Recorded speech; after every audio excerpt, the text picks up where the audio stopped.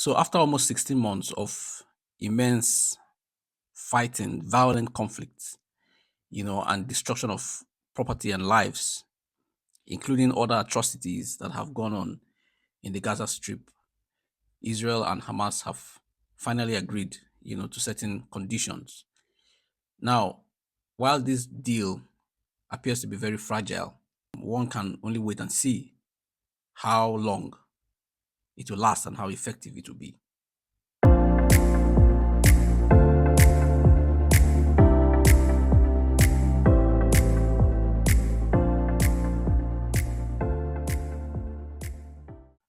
Hi, welcome back to another presentation on Snappy Insights by Dr. Mike.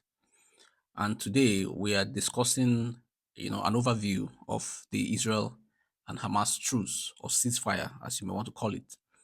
All right.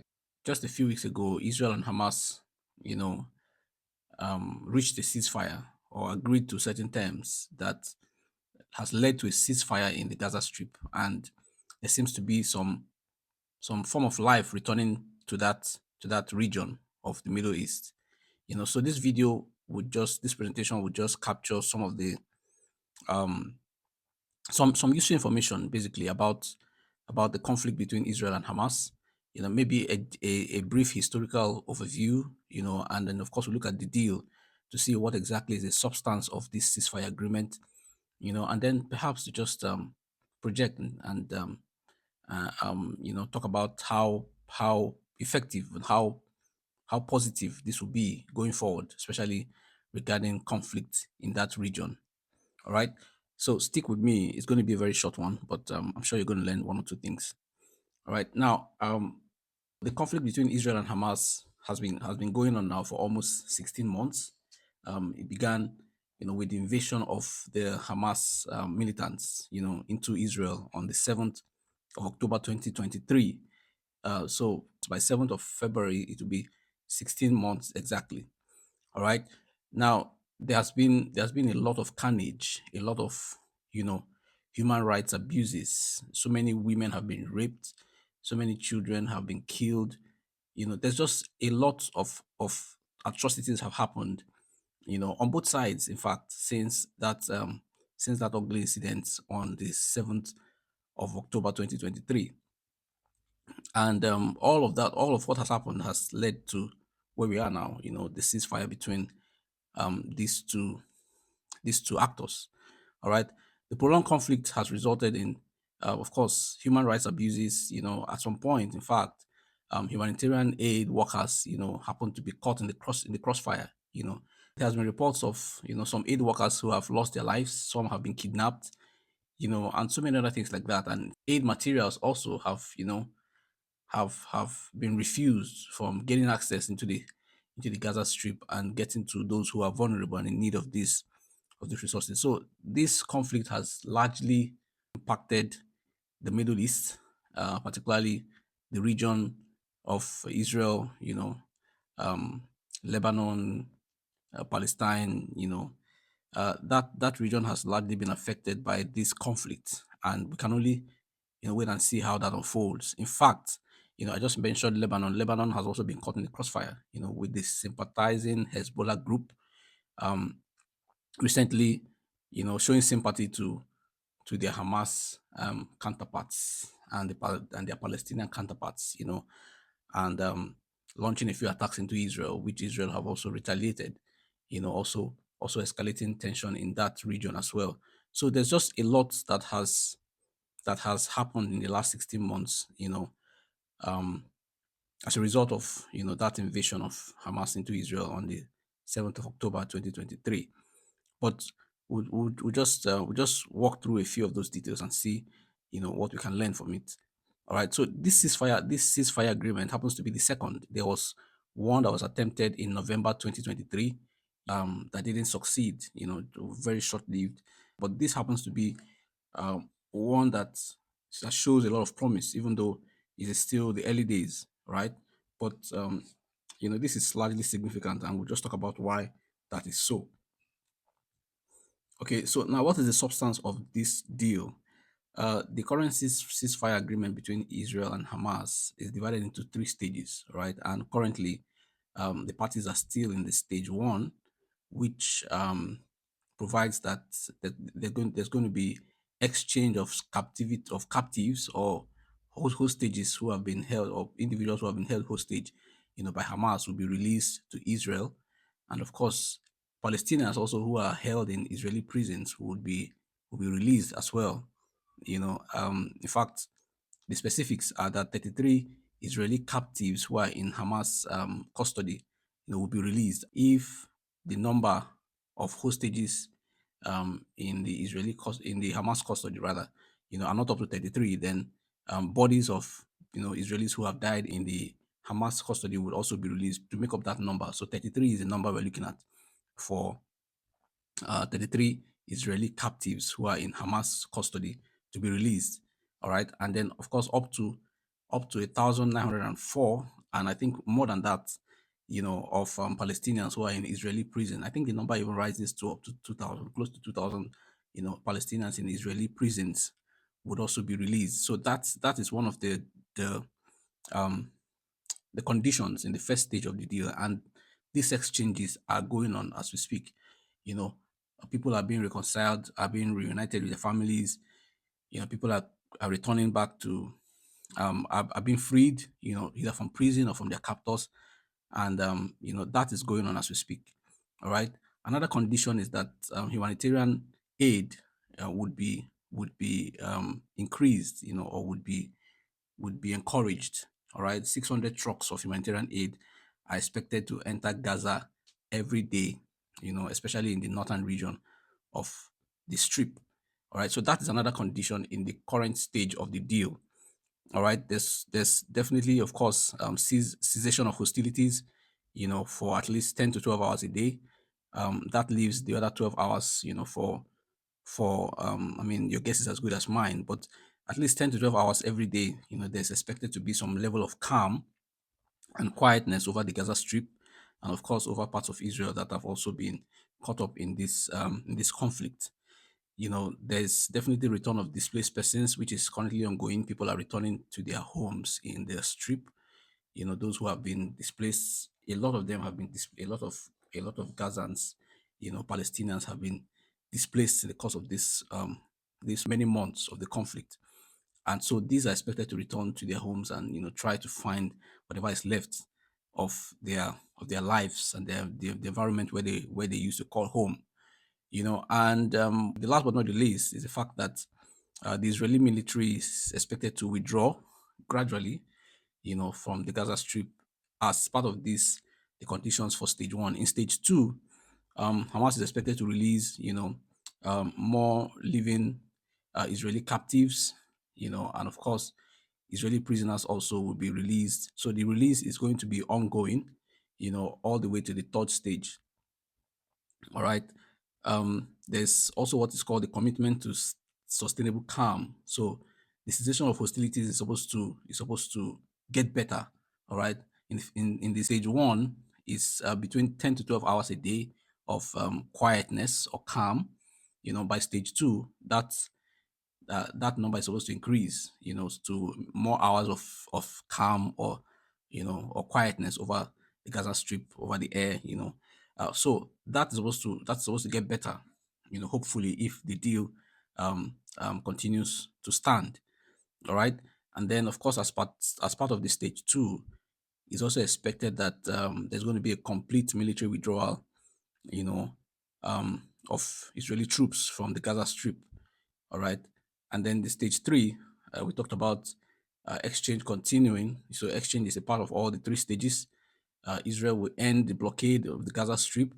So there's intended to be some kind of relaxation of the blockade, which has been in place long before October 7th, has been in place on the Gaza Strip by Israel. That is supposed to be relaxed a bit so that Palestinians who are in the Gaza Strip, perhaps can have some kind of dealings with Israelis over the border, and things like that. So those blockades are supposed to reduce or to be relaxed. Those blockades are expected to be relaxed. And then, as part of the stage three, Hamas has agreed to demilitarize. So, ignore and abandon its military capabilities, and of course, not invest in any kind of military arsenal, or any military infrastructure, just so that Israel is is at peace, or Israel is put at peace in terms of Hamas being a threat.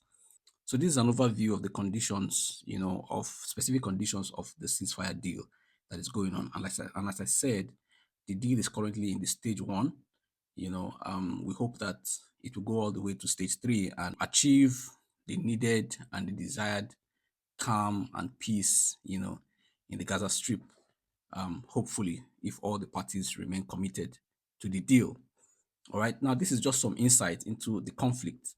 The conflict between Israel and Hamas, which we now see, it dates back to centuries, decades. In fact, the 20th century happens to be the origin of this conflict between Israel and Palestine. The border territorial conflict between these two, and how that conflict have evolved over the years since the 1940s. Okay, Hamas was founded in 1987. He participated in the first and the second, what was called the Palestinian uprising, against Israel. Um, Hamas you know, has also carried out several attacks, on the Israeli side. During this period, there have been so many attacks motivated, suicide bombings that have been motivated against Israel during this period. And of course, Israel has also, either retaliated or tried to counter those attacks, or, you know, have also carried out their own attacks, on certain aspects of the Palestinian region as well. In 2007, Hamas, took control of the Gaza Strip violently, expelling their rival political party. All right, and then of course this led to some kind of blockade, economic blockade, territorial blockade, political blockade, imposed by both Egypt and Israel on on the Gaza Strip, considering Hamas as a security threat to their own political sovereignty and their peace and security and all that.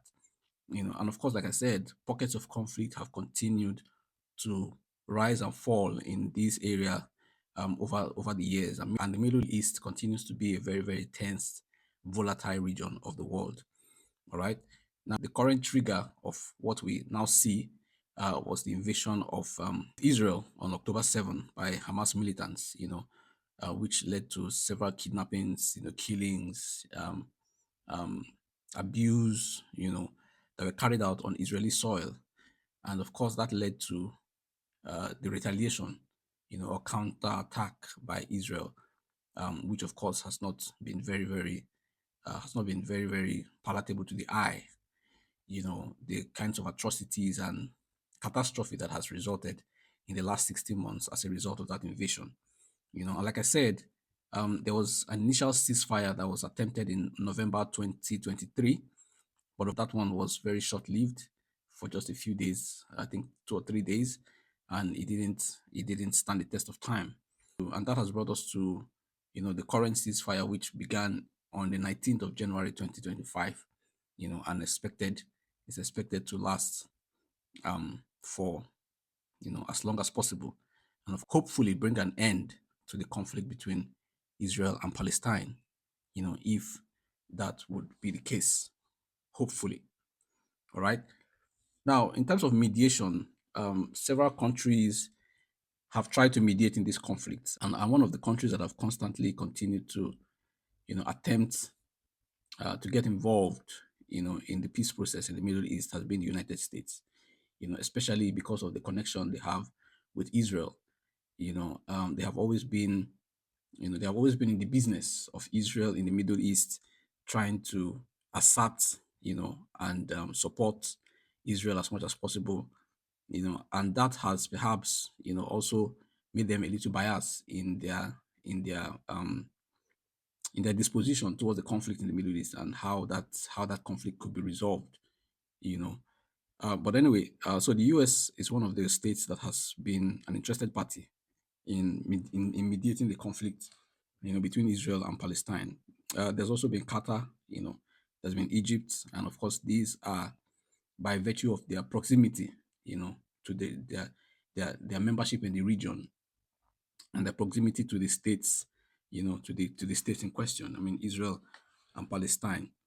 All right. Recently, in June 2024, there was a resolution by the United Nations Security Council called the Resolution 2735, which was what set the tone, as it were, for the current ceasefire deal. The former President Joe Biden had already proposed, a ceasefire deal, which he was optimistic, was um, going to kind of bring some solace and some kind of sanity, or resolution to the conflict going on between Israel and Hamas. And the proposition of former President Joe Biden, was what was voted upon in this resolution 2735. The resolution 2735 was voted by 14 members of the Security Council. Only Russia abstained from that vote for obvious reasons. But that resolution has been critical, in bringing about now what we see as the ceasefire deal between Israel and Hamas. All right, and then of course these three actors, Egypt, Qatar, and the US, including United Nations, are supposed to be some kind of supposed to monitor and implement, supervise, this process. I mean, the ceasefire process, to ensure that all parties are keeping to their own side of the bargain, as long as the ceasefire lasts. All right. So this also emphasizes and reinforces the role of international organizations in trying to keep the peace as much as possible, as much as it possibly can, in this complex international system that we now live. you know these institutions are still very, very important, as criticized, as arguably ineffective, in certain aspects and areas that it could be. They're still very, very important, and this is one example, one demonstration of the importance, of their continued relevance in the international system. All right. Now we've talked about some of the consequences of the Israel Hamas conflict. Over 300,000 refugees have been displaced. Gazans, Israelis have had to flee their homes. So there's been a lot of people who have been displaced in this conflict. There's been so many deaths. 46,000 is what's on record, but there's a lot more than that, who perhaps are undocumented. There's also been so many cases of abuse, sexual abuse, torture, um, and what have you. Children have also had to die in the process. So there's just a lot of destruction has gone on, and of course around the world, across the world, not just in Israel or Palestine, across the world, in the US, in the UK, in Germany. We have seen tension, rise among communities of Jewish, or within Jewish communities, and among Islamic communities, where there are some Palestinians who are also there, or Israelis who are there. We have seen tension rise in these areas, leading to pockets of violence also. Protests have gone on. Some people have also lost their lives, outside of the theater of war, as it were. So there's just been a lot of tension resulting from this conflict. All right. The current ceasefire is, like I said, is fragile, you know and both parties continue to accuse each other of, or of breaching certain aspects of the deal, and talking about the fact that it's possible that the ceasefire might not last. So the ceasefire is still very fragile, and only time will tell how long it will last and how effective it will be. And complicating the matter further are the mixed feelings, mixed reactions, that has attended the ceasefire, especially within the political environment of the Israeli state, where some have argued that a ceasefire was not necessary, all right, because of course they have a feeling that Hamas should pay dearly for invading Israel on October 7, 2023. So even so many sympathizers also of Israel, have also felt that Hamas deserves, the deadliest blow and deserves all that they have been getting so far because of their invasion of Israel in 2023. But of course, two wrongs don't make it right, like they say. And even though international relations is not it's not governed by morality, you know, um, we can only hope for peace. And of course, I think that this ceasefire is one of the efforts that are being made to bring about peace in this region and of course the world at large. All right. The ceasefire demonstrates, like I said, the importance of dialogue, the importance of mediation, the importance of discourse, and negotiations in promoting global peace and security. And like we said, as long as both parties remain committed, remain willing, uh, you know, committed to the process, we never know how much of a good can come out of this agreement. All right. So in conclusion, the success or otherwise of this ceasefire between both parties will largely depend on the future. Will largely determine rather the future of the conflict and tension in this region. All right. If the ceasefire succeeds and achieves all that is intended to achieve, then of course we can begin to expect some kind of resolution of the core issues because um, Hamas invasion of Israel on October 7 is not the core issue of the Israel-Palestine conflict that has been on for several decades. That's not the cause. That's not the core issue. That's just a trigger, of what we currently see, the violent conflict going on in that region.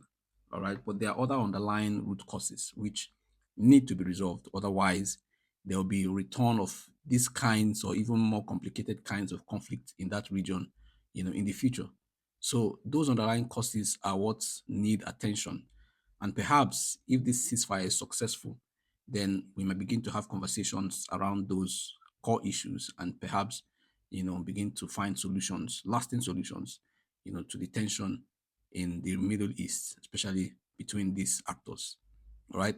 There's also a need for continued international support, internal political will, both inside Palestine and inside the Israeli camps, within the Hamas militant organization, including Hezbollah as well. So all these actors, interested parties need to demonstrate the political will, to bring about or to be interested in resolving the issues that um, that are needed, necessary to resolve, to bring about peace, lasting peace in this region. Because at the end of the day, it is the civilians, the innocent civilians who have no significant impact, on in the scheme of things that suffer the biggest blows in these conflicts.